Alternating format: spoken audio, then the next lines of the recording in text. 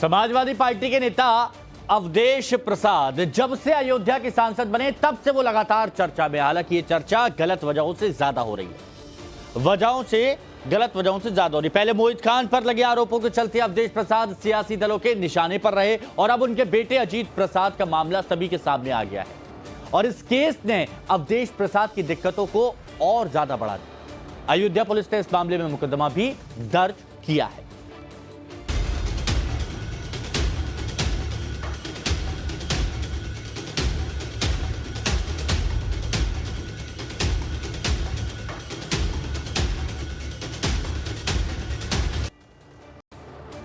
तो चलिए इसी से जुड़ी एक बड़ी खबर आपको बता दें। अवधेश प्रसाद के बेटे से आज पूछताछ हो सकती है, ये बड़ी खबर आपको बता रहे। कल मामले दर्ज हुए। अजीत प्रसाद से सवाल जवाब आज यूपी पुलिस कर सकती है। अजीत प्रसाद पर अपहरण, मारपीट और भी कई धाराओं में केस दर्ज हो गया है। जमीन विवाद में जान से मारने की धमकी का भी आरोप है। अयोध्या के सांसद अवधेश प्रसाद के बेटे हैं अजीत प्रसाद। रवि तिवारी नाम के शख्स ने मुकदमा दर्ज कराया है और पीड़ित ने आरोप लगाया कि अजीत प्रसाद ने उन्हें किडनैप किया, उनके साथ मारपीट की, सिर पर पिस्टल लगाकर धमकी दी। बताया जा रहा है कि सांसद अवधेश प्रसाद के बेटे अजीत प्रसाद जमीन के खरीद फरोख्त का काम भी करते हैं और रिपोर्ट के मुताबिक प्रॉपर्टी डीलिंग में पैसे को लेकर अजीत प्रसाद और रवि कुमार तिवारी के बीच तकरार भी चल रही है। प्रकरण में वादी द्वारा दिनांक 21/9/2024 को आरोपी गण के विरुद्ध उसे बंधक बनाकर ले जाने व मारपीट करने का आरोप लगाते हुए प्रार्थना पत्र दिया था, जिसकी जांच के क्रम में सीसीटीवी फुटेज से पाया गया कि वादी द्वारा अंकित समय पर आरोपी गण 5 गाड़ियों के साथ घटनास्थल पर जा रहे हैं एवं वादी को साथ ले जा रहे हैं। वादी द्वारा अंकित जमीन के संबंध में जांच करने पर विक्रेता द्वारा आरोपी को जमीन लिखने की बात बताई जा रही है। अब देखिए, बेटे पर आरोप लगेंगे तो पिता तो बोलेंगे, तो बेटे पर लगे आरोपों पर सांसद अवधेश प्रसाद की तरफ से बयान आया है।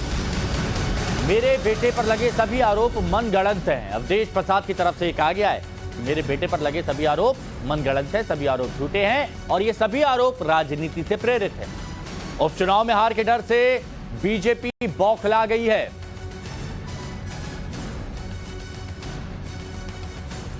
हमारे बेटे अजीत पर जो आरोप लगा है पूरी तरह से निराधार है, मिथ्या है और राजनीति से प्रेरित है।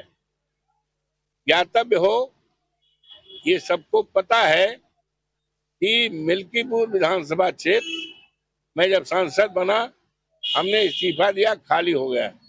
यहाँ उपचुनाव होना है और जिसके लिए हमारे नेता माननीय अखिलेश यादव जी ने हमारे बेटे अजीत को सर्वसम्मत कार्यकर्ताओं के राय बांट से उसको उम्मीदवार घोषित किया है। भारतीय जनता पार्टी पूरी तरह से भयभीत है और पूरी तरह से कमजोर है और उसको इस बात की जानकारी है कि समाजवादी पार्टी बहुत बड़े वोट से जीतने जा रही है और भारतीय जनता पार्टी कहीं दूर दूर तक दिखाई नहीं पड़ेगी। भारतीय जनता पार्टी बहुत हताश है, इसलिए फर्जी तौर से, राजनीतिक कारणों से फर्जी तौर से ये मुकदमा गठित किया है। और देखिए, इस पूरे मामले में पीड़ित पक्ष बताया जा रहा रवि तिवारी का परिवार सहमा हुआ है। परिवार के लोग मीडिया से बात करने में कतरा रहे हैं। ग्राउंड जीरो से टाइम्स ऑफ भारत संवाददाता मनीष यादव की एक रिपोर्ट आपको दिखाते हैं। अयोध्या के सांसद अवधेश प्रसाद का कहना है कि उनके बेटे पर जो आरोप लगे हैं वो बीजेपी की साजिश का हिस्सा हैं। चूंकि उपचुनाव में समाजवादी पार्टी जीत रही है तो ऐसे में बीजेपी के लोग उनके बेटे को फंसाने की कोशिश कर रहे हैं, जो कि समाजवादी पार्टी का उम्मीदवार है। हालांकि जिस व्यक्ति ने अवधेश के बेटे अजीत प्रसाद पर मुकदमा दर्ज कराया है उसके परिवार के लोगों के साथ में मौजूद हूं। ये लोग डरे हुए हैं, कोई बात करने को तैयार नहीं है। रवि तिवारी जिन्होंने ये मुकदमा दर्ज कराया है वो भी घर पर मौजूद नहीं है। माता जी, सांसद जी कह रहे हैं कि आपके बेटे ने जो मुकदमा दर्ज कराया है वो गलत है, बीजेपी के लोग फंसा रहे हैं उनके बेटे को। आपको लगता है कि ये फंसाने का हिस्सा है? क्योंकि आपको तो बेटे ने बताया होगा जो मारपीट हुई है।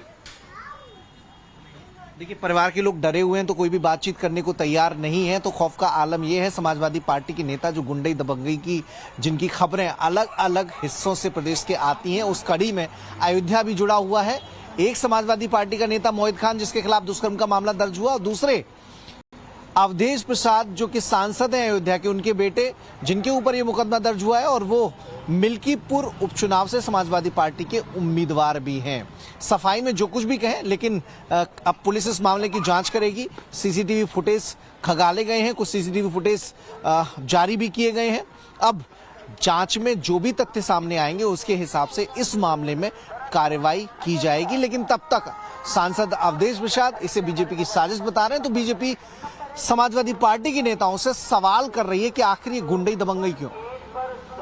सहयोगी सत्यदेव सिंह के साथ मनीष यादव, टाइम्स नाउ भारत, अयोध्या। और देखिए, इस पूरे मामले पर बीजेपी की तरफ से क्या कुछ कहा जा रहा है, वो बयान भी हम आपको सुनाते हैं। देश में रोज मुकदमे होते हैं। जो अपराध करेगा तो अपराधी बनेगा, जो कानून का उल्लंघन करेगा उसके जद में आएगा। चाहे हम तो मुख्यमंत्री को धन्यवाद दूंगा, कितना रसूखदार हों, अगर वो उसमें आते हैं तो उनके खिलाफ कार्रवाई होती है, सजा भी होती है। अगर उसने गलती की है तो निश्चित रूप से उसके सजा के पात्र हैं। जब अखिलेश यादव और समाजवादी पार्टी की राजनीतिक ताकत बढ़ती है तो उनके लोग गुंडागर्दी और अपराध में उतर पड़ते हैं। फैजाबाद से सांसद अवधेश प्रसाद के पुत्र रंगदारी वसूलने के मामले में एफआईआर दर्ज की गई है। उत्तर प्रदेश में जरूर कुछ सीटें लोकसभा की समाजवादी पार्टी ज़्यादा जीत गई है, लेकिन अखिलेश यादव ये भूल गए हैं कि अभी प्रदेश में सरकार भारतीय जनता पार्टी और योगी आदित्यनाथ जी की है। यहाँ कानून को कोई भी हाथ में लेगा वो बख्शा नहीं जाएगा। अवधेश प्रसाद के पुत्र के ऊपर भी एफआईआर दर्ज है। कठोर कानूनी कार्रवाई सुनिश्चित की जाएगी।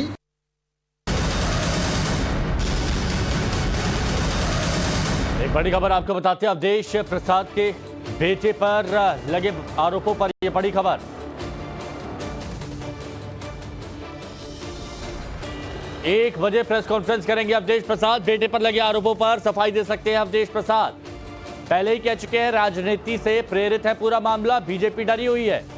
और अब यह खबर आ रही है कि 1 बजे, आज दोपहर 1 बजे प्रेस कॉन्फ्रेंस करेंगे अवधेश प्रसाद। बेटे पर लगे आरोपों पर हो सकता है सफाई दे सकते हैं, या फिर हो सकता है कि बीजेपी पर कुछ प्रहार करें। ये अवधेश प्रसाद 1 बजे प्रेस कॉन्फ्रेंस करेंगे। तो ये मामला सुर्खियों में बना हुआ है। पहले मोहित खान और अब बेटे पर जब सवाल खड़े हुए तो घिर गए अवधेश प्रसाद।